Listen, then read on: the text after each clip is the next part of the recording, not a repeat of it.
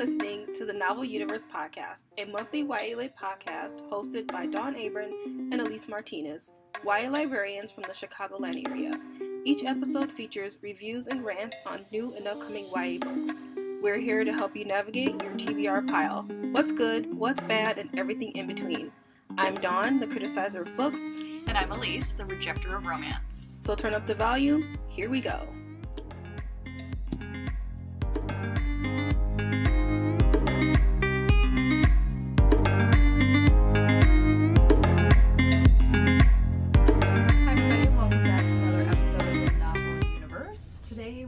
Going to be bringing you our August wrap-up, so the books that we read in August, our final thoughts and opinions on them. But first, if you remember in our last podcast, I believe it was our last episode, we did our 10 best fantasy series of the decade, so 2010 to 2019, and now we are bringing you our most disappointing fantasy series of the same decade. So let's get to it. Dawn, I'll let you kick off with your number 10. All right, my number 10 was Falling Kingdoms by Morgan Rhodes. This is not by any means a critical fantasy series. This is cotton candy for the brain, there's nothing wrong with that. The first 3 books were great, and then I believe the publisher was like, no, we need 7. And then it was too many characters already. I felt like she didn't know. She was like dropping in new characters out of nowhere and new like plots out of nowhere, and it just got ridiculous. And by book 7, I was over it. So 7's a lot of books too to ask your reader to hang out with you. All right, my number 10 is The False Prince by Jennifer Nielsen.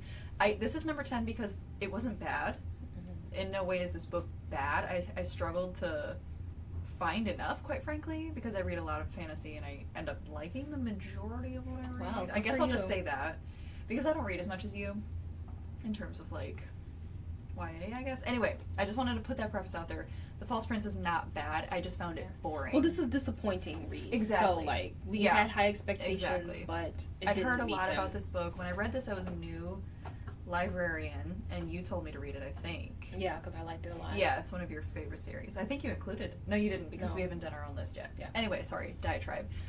But this was just so boring. I didn't like the main character. I really didn't care about the plot. It's like, I understood that maybe I wasn't the target audience for this, and it definitely showed for me. I mean, I don't know, something about it grabbed your attention. I'm not a 12-year-old boy. Right. Or girl. Neither am I. But yeah, this one didn't do it for me. So I'll leave it there because I know this is a beloved series, but I just didn't float my boat. All right, number 9 for me is The Flame in the Mist by Renee Ahdieh. 9? I had way worse than that. Correct. I had way worse.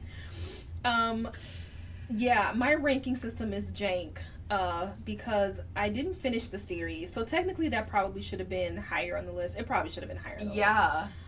But I had Truth Witch right there, and I swapped it out. Oh my god, I totally forgot about Truth Witch. But I didn't hate it that bad. So anyway, The Flame in the Mist, we both can kind of talk about it. You don't have to say where it is on your list yet, but we can talk about it, because it is on both of our lists. All right. So I'll let you continue with your The main character was a hot-ass mess. She was a Mary Sue, if I'm not mistaken. Yeah, 100%. Yeah. Everyone seemed to love her, but we don't know why. They Renee, just told her. They told us that she was great. You know, she tries. I appreciate that she brings, like, diverse backgrounds and world building to her stories, and that's great. Yeah. But her characterization is what kills me, because that's what makes a book great for me. Mm-hmm. And she does this thing where she constantly repeats and tries to really, really pound it in your head that this main character is amazing and ingenious and cool and smart and sexy, and everybody's in love with her, or everyone wants to be here, or everyone needs to be around this person. It's like, but yet the character itself is not doing anything to really demonstrate why they're deserving of that admiration or those accolades, because they continue to do stupid things, they continue to waffle, they continue to make mistakes. I mean, and not in a way that is hinting towards character growth. Yeah. It's just stupidity for stupidity's sake. Like, and her book, this Flame in the Mist, was just rife with that shit. Yeah, that's all. Yeah. I mean, you pretty much said it all, so Okay. I'll go with that. My number 9 is Matched by Ali Condi.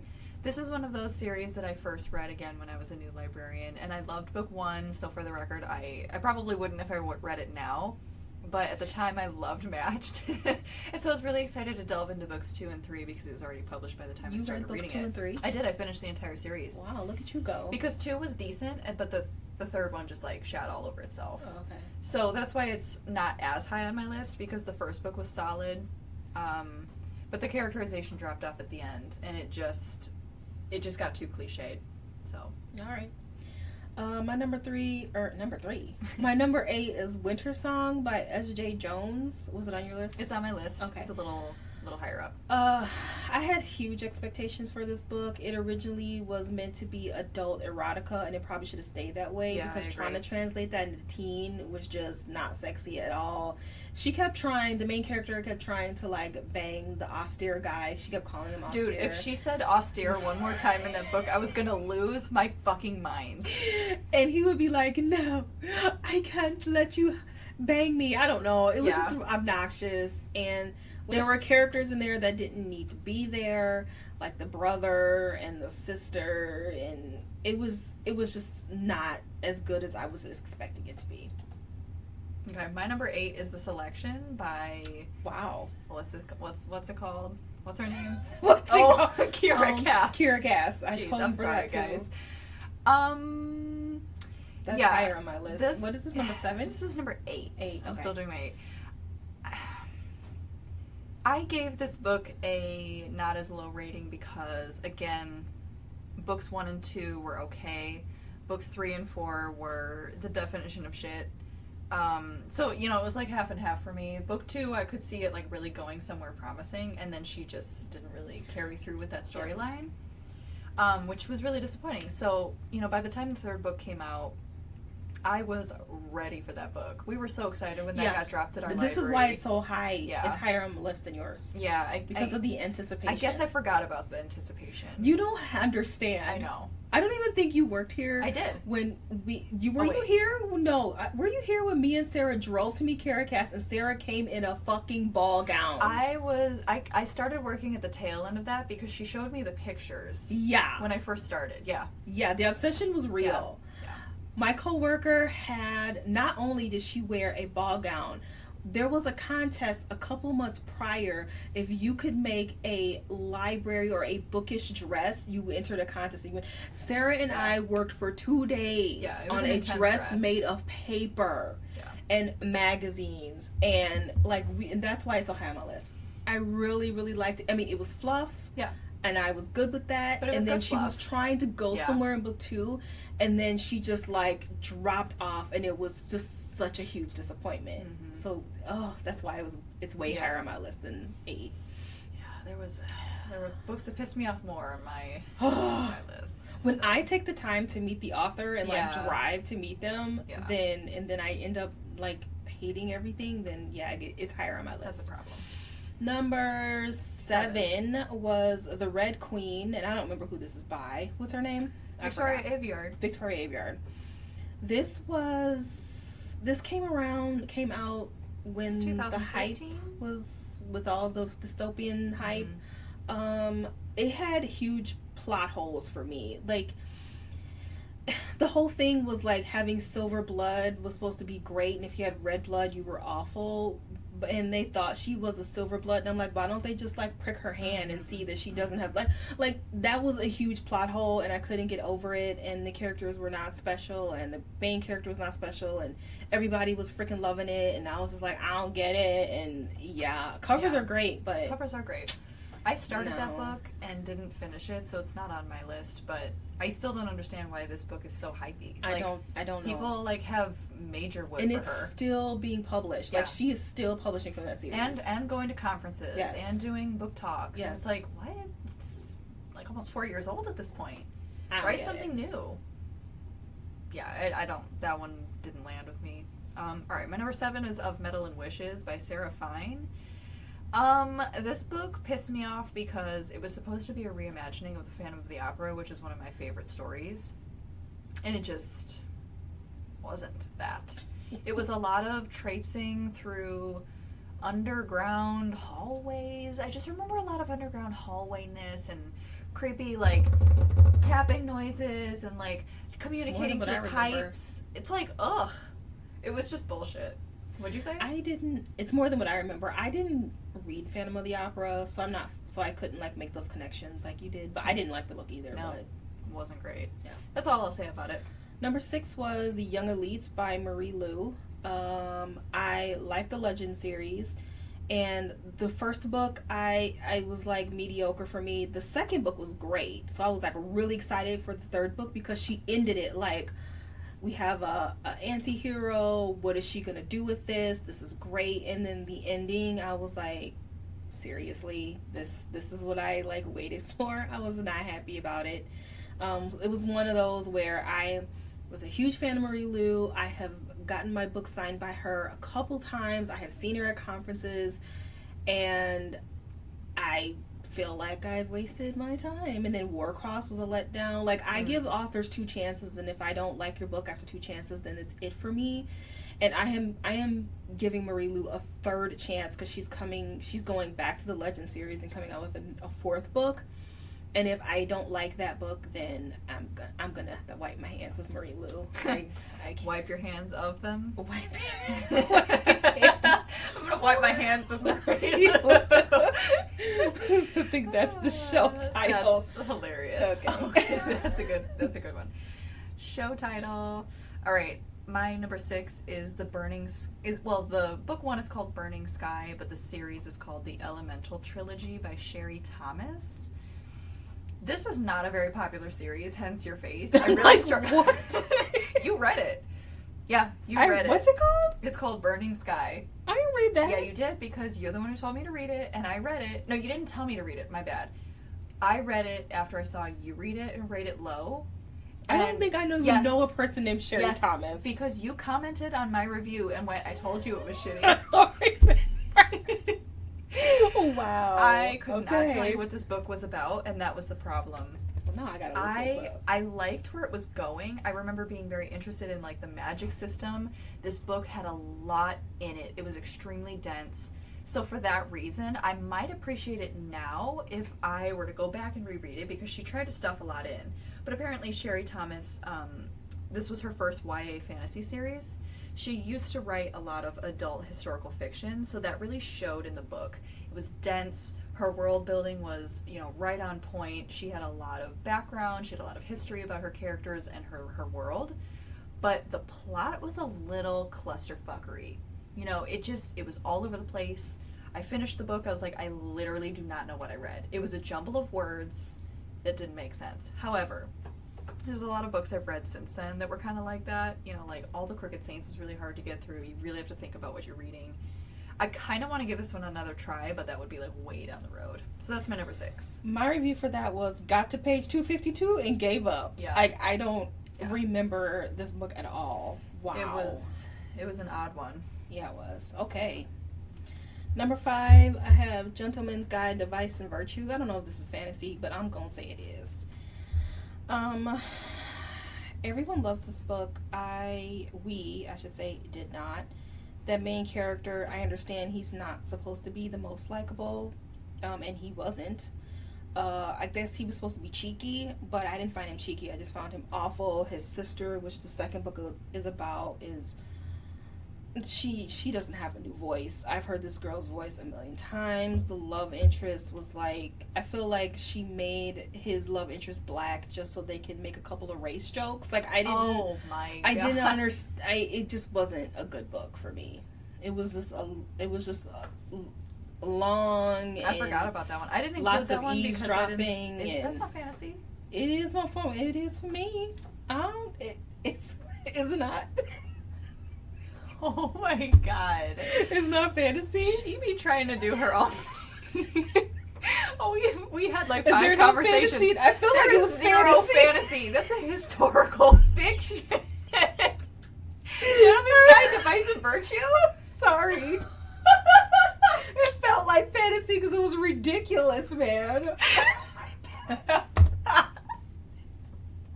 Well, I'm keeping it. Sorry. I'm keeping it. Oh my goodness, that was great. All right, sorry, laugh break. All right, my number 5 is Winter Song by S.J. Jones. Mine is higher up on the list. We've already talked about this one, but yeah, I had a lot of expectations for this, especially because the author is really good friends with like Roshni Chokshi and Renee Adia, and so I don't know. I just thought that the surrounding herself by other fantasy authors would have resulted in a more fleshed out story, because like really you have these people at your disposal to help you read your book and talk about your story with you, and I don't know, it didn't make sense to me. So this was like, she and her book were kind of pitched as this like new up and coming YA sensation, and that just hasn't played out. No, because the book just was confusing. So that's it. Number 4 is Cruel Prince by Holly Black. Who dog is? Everyone loves this book. I know I am in the minority. I thought it was a long ass prequel. There was no plot. I watched a YouTuber, and some YouTubers do this thing where booktubers where they read bad comments about books they love, and that's what she did. And she read like 3 comments where it said it was abusive behavior, and then she was like, well, I didn't think it was abusive, maybe it was bullying, and then she made like excuses for it, and that was my main reason for not liking this book. It was it wasn't even abusive, it was torture. This girl was being tortured, and I'm supposed to be like, yay, love interest. No, it was just so much I couldn't forgive. There was a big old red wedding scene straight out of Game of Thrones. I'm like, I can't, and I only read book 1. It's this book, like, I tried to get it at ALA, and I kept going back to the booth. They kept saying, come back tomorrow. And then finally, the very last day, they only had a display copy left, and the woman got so tired of me hovering that she was like, here, just take it. So I really wanted this book, and then that's what I got. Yikes. That's why it's number 4. Yeah. My number 4 is Blood Rose Rebellion. I don't know who this book is by. I don't remember. But this book pissed me the fuck off. I was really looking forward to learning about the Hungarian Revolution, which is the time period in history that this book is set in. The magic system that the author attempts to introduce into this historical fantasy was just a cluster. It was disgusting. Not disgusting. It was just... I'm trying to remember the details, but, it was... This was one of the first books that I read that really had, like, the classic Mary Sue syndrome in its main character. Just another one of those girls who literally, like, her magic powers didn't work despite being born into this family where that's a given. So her family, like, sends her away to their relatives in Hungary so that she can, like, live, in, what is it, abstention? That's not the right word. I don't know. Exile? Kind of, but, like, she didn't do anything wrong, per se. I mean, she does, like, accidentally screw, whatever, it doesn't, not screw, I'm sorry. What? She screws up her sister's, like, coming out party, I'm sorry. And when she's in Hungary, conveniently, no, she finds the hub of this magic system for the entire planet in Hungary, and it somehow is tied to the Hungarian Revolution with Austria, and she's the key to setting the course of history correct. She's the key. This dumbass girl who's also, like, trying to fall in love with a Romany, which... there was some kind of controversy as to whether or not that was the correct term to refer to them. She didn't, I don't know, it was not handled wonderfully. So that book did not get a high rating from me, and I rated it high for the Mary Sue syndrome, for the slight racist controversy, for the bad plot holes, and a magic system that didn't make sense. Cool. What are we on? 3? 3. My number 3 is The Selection. And for the reasons that I mentioned, I really love the series, the whole dress bullshit, and then the letdown. So I'm not going to talk about it anymore because I already did my rant. My number 3 is Assassin's Heart by Sarah Ayers. I have complained about this book so many times. By now, this woman probably has a restraining order against me or something. Has she written anything else? I don't think so. I think it was just the series. This book was bad, you guys. If you want to know more details, you can search our previous podcast. It's on YouTube. Maybe Dawn will put it in the show notes. I don't know how to do that. Oh my god. I'll figure it out. Well, you can do your own research, but this book featured an assassin whose family was murdered by a rival assassin clan, and she sets out to exact revenge, but just acts like she's never been an assassin a day in her life. It was just so embarrassing to read. It was frustrating. Like, somebody who grew up in an assassin family wouldn't not know how to use knives, or, you know, it was a weird situation. But this is probably my worst. Assassin's Heart is my least favorite book of all time. That's how angry this book made me. Book 2 is called Thief's Cunning. No. And she hasn't written anything since then. And that came out in 2017. What are the ratings on both of those currently? Assassin's Heart was like a 3.63. That's too high. And Thieves Cunning is 3.67. Gross. So not great. Y'all need to be more critical with your reading. That's all I'm gonna say. It's okay to not like something. Alright, number 2. Number 2 is The Lunar Chronicles by Marissa Meyer. Oh my god. So I read this book when it first came out. I am a teen librarian, so I went to every school I could think of and book talked this book. It was like the most checked out book at our library for like 3 years because I talked about it all the fucking time. We Skyped her. I went to visits with her and stood in line to meet her and all the things. And then fucking book 4 came out and it was awful. And that was exciting because it was the black girl. I'm like, yay, a black girl. And she wasn't bad, but everyone else around her was bad. Cinder was just trying to kind of be like Selena from Throne of Glass, where she's like 5 steps ahead of everybody else, and it didn't work right. And Lavana, who is the villain, was just a cartoon villain, and it was just a hot old mess. And it's number 2 on my list because I didn't like that ending so much so that I will never read another Marissa Meyer book ever again. I will not promote that book in any more classrooms. Like, I am just like so angry at how bad that last book was. I'm over it, and I'm over Marissa Meyer, and I buy her books for my collection because she is still fairly popular in my library. But yeah, as far as your reading goes, you're done with her. I'm done. Yeah. All right, my number 2 is The Traitor's Kiss by Erin Beatty. Oh, Traitor's Kiss. This is another one I can't let go. The old bastard. The old bastard. Yeah. This review that I wrote still gets like a really high like clicks on my blog for some reason. How was it? This is about a girl named Sage who has always been a rebel. So right off the bat, the author has to like set that up. This girl is a rebel, and she's not gonna live her life according to anybody else's standards, even if it makes sense. And I just that already rubbed me wrong. So she ends up working for this matchmaker who sends her off with these girls who are going to be matched.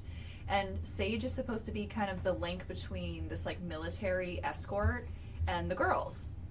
So she doesn't fit in, so she ends up kind of making more friends with the like people in the military escort.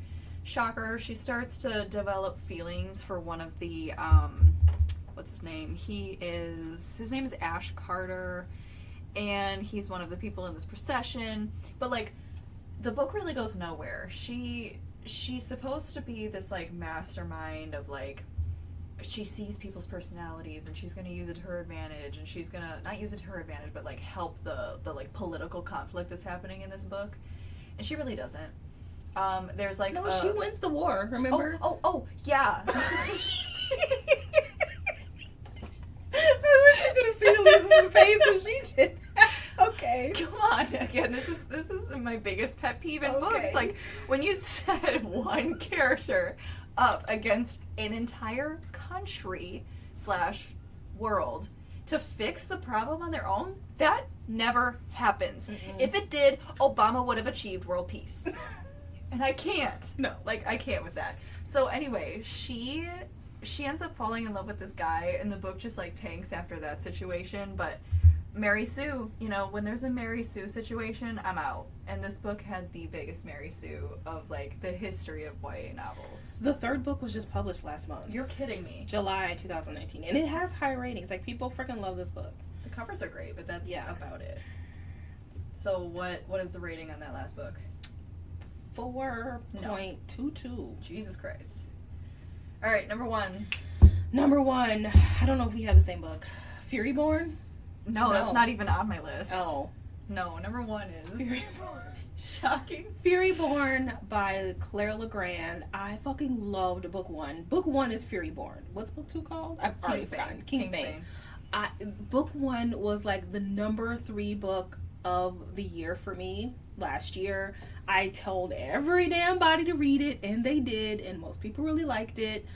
I love this book. It was so great. In our podcast, I said it could be a Game of Thrones type of story. That's how much I loved it. You don't remember that? No, I don't. You agreed. Well, that doesn't mean I remember. And I was so excited for book 2. I checked Edelweiss every freaking day to see who was on there. Finally, it was on there. I read that shit, and I was just like, I can't. Disappointment. Everything that was good about the first book was not in the second book at all. No. Yeah, unfortunately. Such a letdown. I was ready to be like, yes, this is my new favorite series. I met her at ALA. I stood in her line. I like Gus. She signed my damn bag and my book. Like, I was just like, yeah. And then Kingsbane happened. And I DNF'd it. I will not read book 3. Yeah, I won't be either. I'm over it. And I'm so mad because I was so hyped for that book series. Yeah. That was the disappointment of this year. Yeah. Unfortunately. There's been a couple disappointments this year. All right, my number 1 is Flame in the Mist. Oh, you put Flame. Oh, I'm looking down. Oh, yours is not in order. No, it's not. I'm like, what the hell is that? Okay. I fucking hated this book. I'm gonna have to put our podcast in the show notes because it was funny. Yeah, you need to link to that episode. So if you want to hear that, go search for that in the show notes. But yeah, I won't be reading any more of Renee Adia's stuff. No. And everyone's like, oh my god, beautiful, it's amazing. I doubt it. I wasn't gonna be quite that harsh. I fucking doubt it. Okay. Alrighty, well, let's get to the main event, which is our August reviews. Are you ready to go? I am ready to go. Alright, you go first. I'm still finding my second book here. Alright. Do I want to start my second book or go ahead, just start with whatever. I'll be good. Okay. So I read 2 books. Woo, I'm amazing. Yeah. August is slow. Nothing happens in August. I read a lot of books in August, but I only read 2 August pubs. And the first one was Hello Girls by Emily Henry and Brittany Cavallaro. I predicted a 4. I gave it a 2.5 and a DNF'd at like 55%. Oh, hell no. Goodreads did not save my review. I wrote a whole ranty review of my book. Oh, man. Sorry to interrupt that happened to me. That is a bitch. Damn. Sucks to be you. Anyway, I have not read anything by Emily Henry, but I do like Brittany Cavallaro's writing. I read 3 of the 4 Charlotte Holmes series. I didn't read the 4th one because her storyline started to get a little convoluted and I was kind of over it, but her characterization is great and she writes really good romance and like platonic relationships, and she has a lot to say about life and love, and so I'm like, she's a really good writer. And I did not see any of her in Hello Girls because I know the type of writer she is. Even though I don't know Emily Henry, I feel like Emily Henry is all over the place. So do I need to say what this book is about? I feel like everybody knows. It's supposed to be Thelma and Louise for teens. And okay, so here's the problem with this book. Like I said, I DNF'd it. Everyone is already saying that it is very dark. Apparently it is. I got to the dark part and I like dark. Dark doesn't bother me. I don't get triggered. So that's not a problem for me. But we have these 2 girls, and one girl they both have horrible home lives. One girl is wealthy and she has a father, and one girl has a mom and a brother and she's poor. And so of course it's that dynamic. Great. Not mad at that. The girl who's wealthy, her father is very controlling. And the other girl, her brother is like a drug dealer and he's like constantly stealing from her. He doesn't contribute to the house. She has to work to pay the bills, and she's 17. She shouldn't have to do that. And so they decided they're going to run away.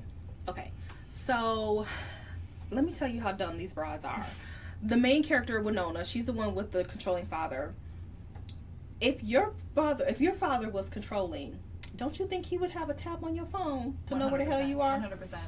In today's day and age, absolutely. People, parents that are not controlling already keep tabs of their children's phones. It didn't occur to her that, oh, my father has a fucking tab on my phone and he's tracking me everywhere I go. Okay, that was her first bonehead move. Yeah. The second bonehead move is, the second girl, her brother stole all her money, and that was their like gas money because they were about to. Well, Winona, she's the wealthy girl. She was college bound, and they were going to move into Chicago. The other girl was going to move with her and work for a living, and she was going to go to school, and they were going to live together, and woohoo, great time. So, Winona, the wealthy girl, her father is controlling. She has no money. She has no job. She has no money. She has no savings. However, she has hella jewelry. Sell that shit on eBay. What the fuck is wrong with you? So then they have to do, like, drastic things to get money. And I mean drastic. I don't want to spoil it. Okay. I'll tell you. Well, yeah. But I can guess. I mean, they're not prostituting. Oh. Not quite. Prostitution. Yikes. But I'm like, you know, it was just the mistakes they were making were just amateur mistakes, and the writing was just not. There's no thought provoked. There's nothing there to really. It's just like all surface level, kind of like shock value for shock value's sake. No. It had potential, it sounded like, but yeah, it did. For some like and really it's already at like a 3.7 on Goodreads. Like people are like not having it. This book is like, here's how women struggle in the world. Like really go for it. Exactly, and that's what people's problem is. They're like, oh, it's supposed to be feminist, but yes, yeah, no. All right, my first August title is called House of Salt and Sorrows by Erin A. Craig. This book I also picked up because it was supposed to be really dark, and I was really looking forward to a dark horror thriller fantasy. It follows the Taumas sisters. I'm sorry if I'm mispronouncing that. Whatever, they're not real people. But there's 12 of them, including the mother, and starting with the mom and then going down in like descending order from oldest to youngest, they are just dying off in really random, inexplainable ways. One of them is, air quotes, commits suicide. Another like falls off a cliff. It's just, so the sisters are starting to be like, oh no, we're cursed, blah blah blah. But one of the sisters, the main one, Annalie, she is convinced that they're being killed off, and she wants to find out why. However, little Miss Annalie gets hella distracted by, you know, things that apparently the author thinks distracts young women, like shoes and dresses and balls and men. Balls. I'm sorry. I'm sorry. I couldn't help it. Go ahead. You can't just laugh and expect me to be able to move on. Sorry. Okay, I'm sorry. I forgot to mention that this book is a historical fantasy thriller. So it takes place in like a pseudo like 1800s time. So like late 17, early 1800s. So like dances, I'm sorry. Oh, that was funny. Thank you for that. And honestly, I just started to get really pissy with the girls in this story. I mean, if you want to know exactly how I feel about this book, go look up the Kirkus review of this book, because man, that author of that review hit the nail on the damn head. At one point she said that the author is so self-conscious about her writing that there's just like zero personality in any of the characters or even the prose that's on the page. And I could not have agreed more. Like, the world building was interesting, but she didn't go there with any of it. And it was just like, her main character, Annalie, like really had no evidence that anyone around her was killing her sisters, except a random person over here telling her, oh, it might have been him. Oh, suddenly I have a gut feeling that it is him. Oh, no, it isn't. Oh, like, what the fuck? This was the worst book. This is probably going to end up on one of my, like, worst of the actual decade. So I don't shit on books often, but this was a bad one. No, you don't. I do. Yeah.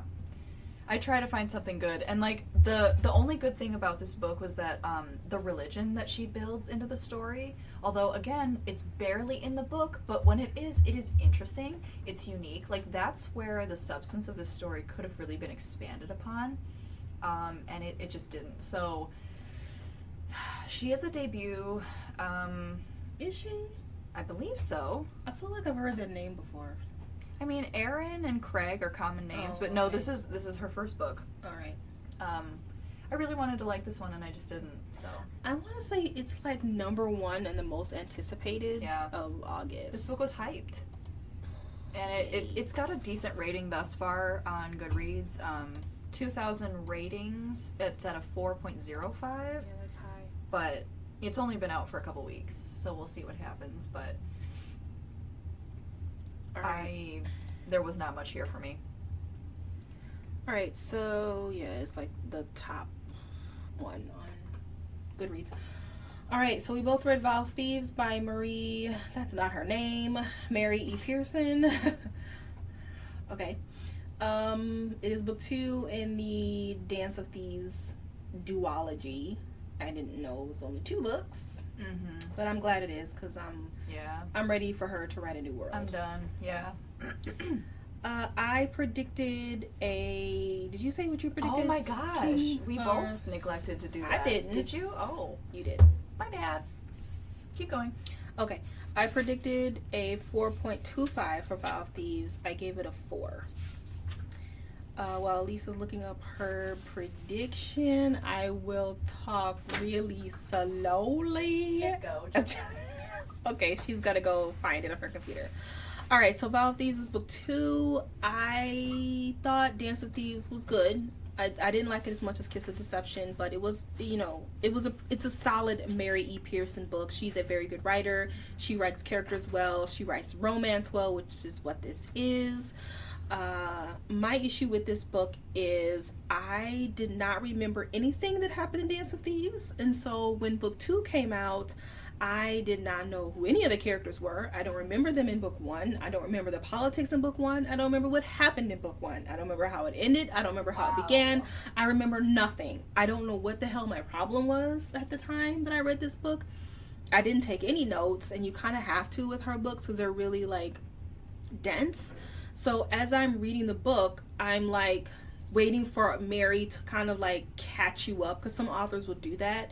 They will like give you a quick recap in the narrative, and she didn't do that, and she doesn't have to. Yeah. It's her book. She don't have to. True, but And so I didn't remember who the main characters were, like the main villains, and that kind of impacted the story for me.